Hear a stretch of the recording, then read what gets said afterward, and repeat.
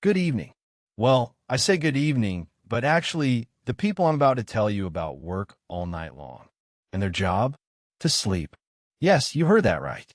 Some cities around the world are actually hiring professional sleepers. And before you start thinking this is the easiest job in the world, let me tell you why this is actually more complicated and important than you might imagine. So what exactly is a professional sleeper? Well, these are people who get paid to sleep in specific places at specific times, usually to help solve problems that regular daytime workers can't handle. And trust me, this isn't just about taking a nap. These jobs require real skills, training, and a lot more awareness than you might think.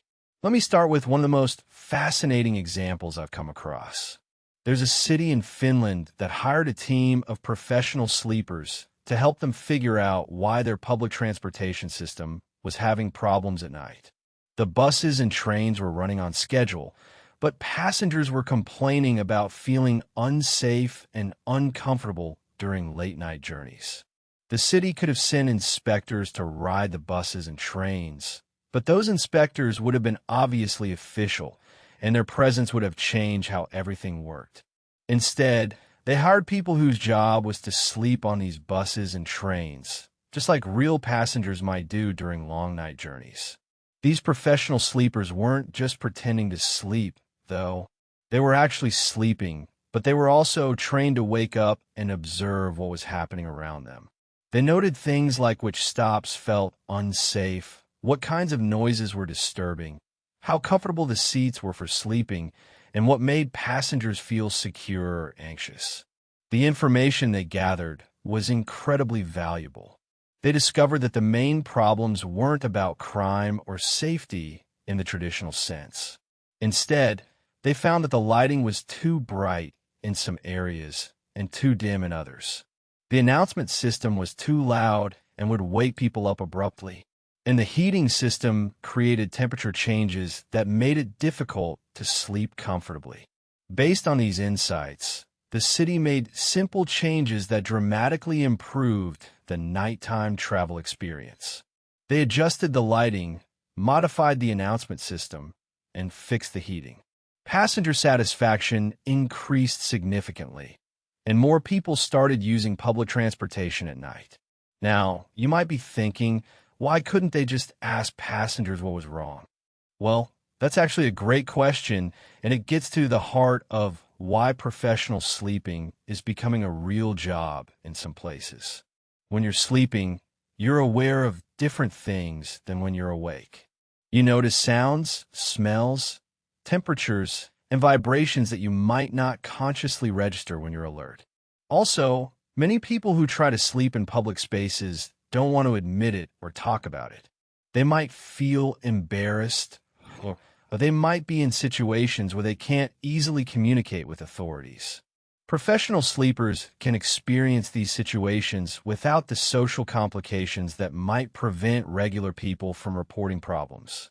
Let me tell you about another interesting example. There's a major airport in Japan that hired professional sleepers to help them improve their facilities for passengers who have to spend the night there. Now, if you've ever been stuck in an airport overnight, you know it's not a pleasant experience. But this airport wanted to make it as comfortable as possible for passengers who had delayed flights or long layovers.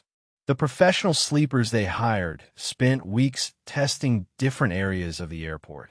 They slept in the waiting areas on benches on the floor, in corners, near windows, away from windows.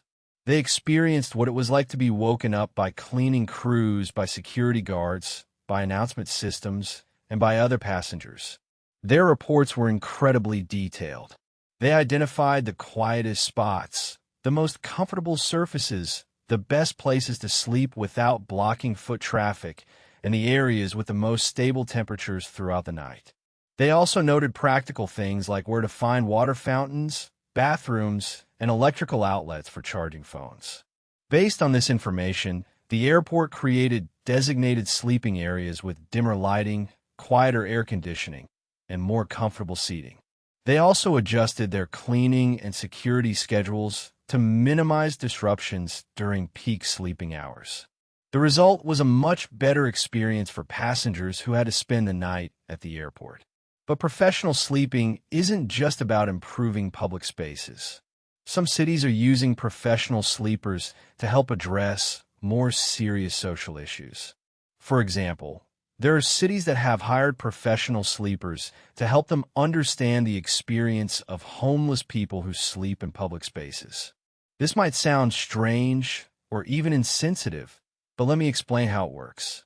These aren't wealthy people pretending to be homeless for a few nights. These are usually social workers, researchers, or advocates who spend time sleeping in the same conditions as homeless people to better understand what they go through and what kinds of support would be most helpful. The insights they gather are different from what you get through interviews or surveys. When you're actually trying to sleep on the street, you experience things like which areas are safest, where police are most likely to move you along, what times of night are most dangerous, and what practical needs are most urgent. This information helps cities design better services and policies. They might discover that the biggest problem isn't lack of shelter beds, but lack of safe places to store belongings during the day.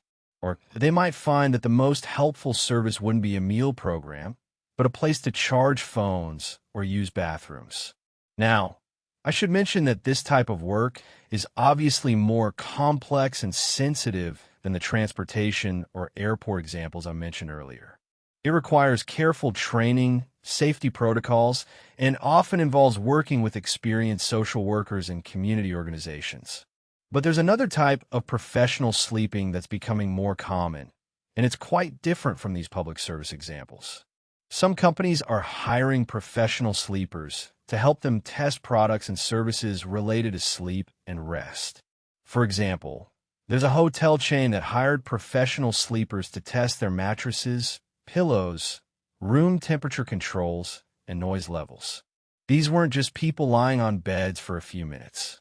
They were people who spent entire nights in different hotel rooms, testing different combinations of bedding, lighting, and room conditions.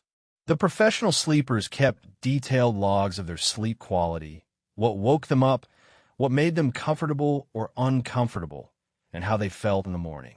This information was much more valuable than traditional market research because it was based on actual sleep experience rather than just opinions or preferences. Similarly, there are companies that make sleep-related products like mattresses, pillows, and sleep apps that hire professional sleepers to test their products under real-world conditions. These sleepers might spend weeks testing different products and providing feedback on everything from comfort to durability to how products perform in different environments. What's interesting about these jobs is that they require a specific set of skills that most people don't think about. Professional sleepers need to be able to sleep in unfamiliar environments, which is actually quite difficult for many people.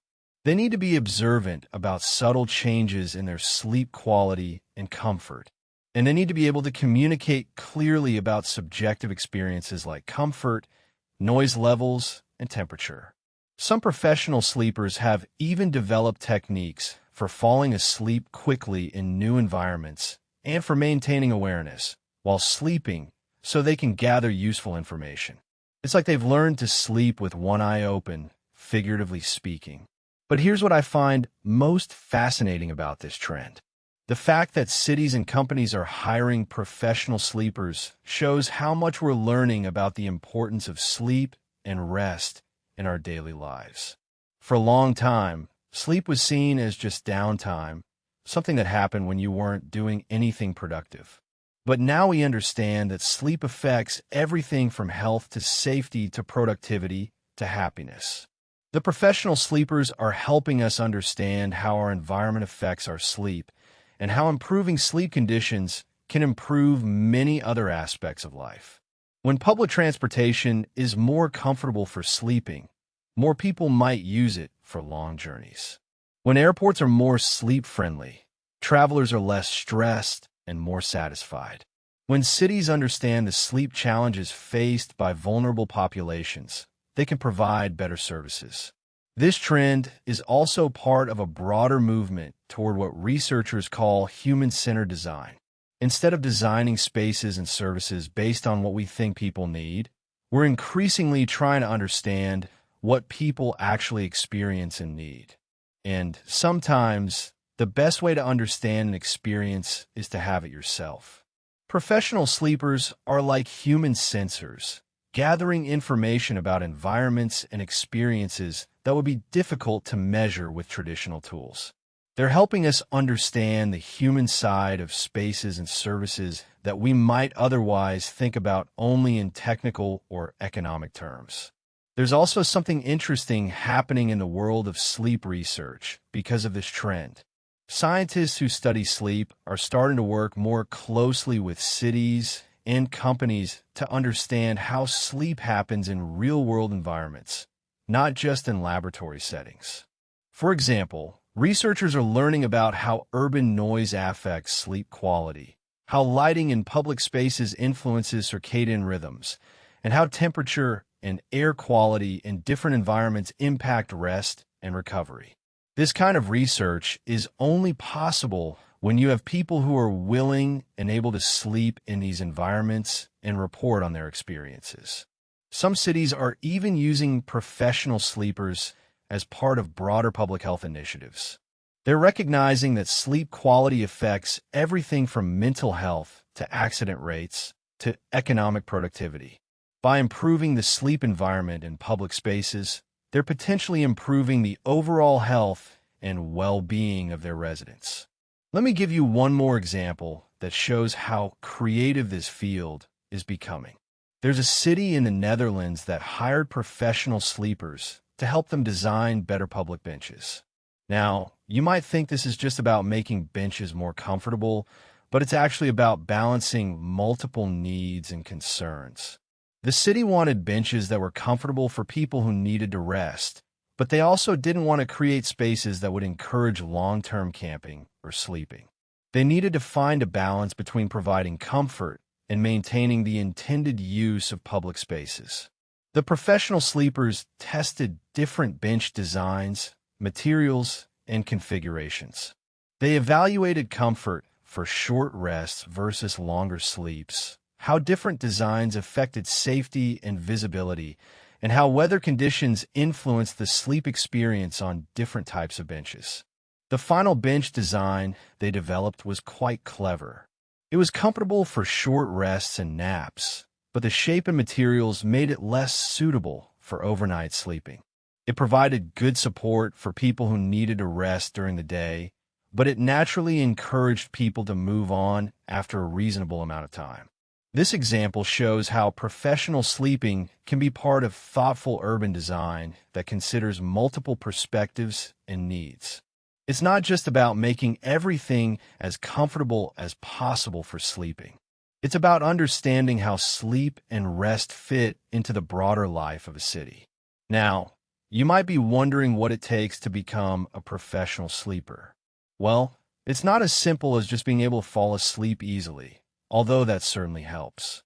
Most professional sleepers need some training in observation and reporting skills. They need to understand what kinds of information are useful and how to communicate their experiences clearly. Some also need training in safety protocols, especially if they're working in public spaces or testing conditions that might be potentially unsafe. And many need to understand the broader context of their work, so they can provide insights that are useful for the organizations that hire them. The pay for professional sleeping varies quite a bit, depending on the type of work and the location. Some positions are part-time or project-based, while others are more regular employment. The work can be physically demanding in ways that people don't expect, because sleeping in unusual environments or conditions can be quite tiring. There are also some interesting challenges that come with this type of work. For example, professional sleepers often have to adjust their own sleep schedules to accommodate their work, which can be difficult. They might need to sleep during the day so they can work at night, or they might need to sleep in multiple short periods rather than one long sleep. Some professional sleepers also report that the work can affect their personal sleep patterns. When you're constantly paying attention to your sleep environment and sleep quality for work, it can be hard to just relax and sleep naturally in your own bed. But many people who do this work find it quite rewarding. They feel like they're contributing to making public spaces and services better for everyone. They're helping cities and companies understand experiences that are often overlooked or ignored. And they're part of a growing recognition that sleep and rest are important aspects of human well-being that deserve attention and investment. So what does this trend tell us about our changing world? I think it shows that we're becoming more aware of the subtle ways that our environment affects our well-being. We're recognizing that good design isn't just about how things look or how efficiently they function. It's also about how they feel to use, especially during vulnerable moments like when we're trying to rest. The rise of professional sleepers also reflects a broader trend toward more human-centered approaches to urban planning and service design. Instead of making assumptions about what people need or want, we're finding ways to actually experience and understand those needs from the inside. And perhaps most importantly, this trend shows that there are always new and creative ways to approach old problems. Who would have thought that the solution to improving public transportation at night would involve hiring people to sleep on buses and trains? Or that the key to better airport design would come from professional sleepers testing different spots on the floor?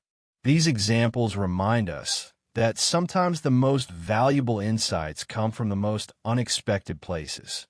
And sometimes the best way to understand an experience is simply to have it yourself, even if that means getting paid to sleep in some very unusual locations. Next time, we're going to explore another surprising trend that's changing how we think about urban life. We'll talk about why some cities are hiring professional queuers, people whose job is to wait in lines, and what this tells us about time, fairness, and social behavior in our busy modern world. It's another story about how seemingly simple jobs can reveal complex truths about how we live together.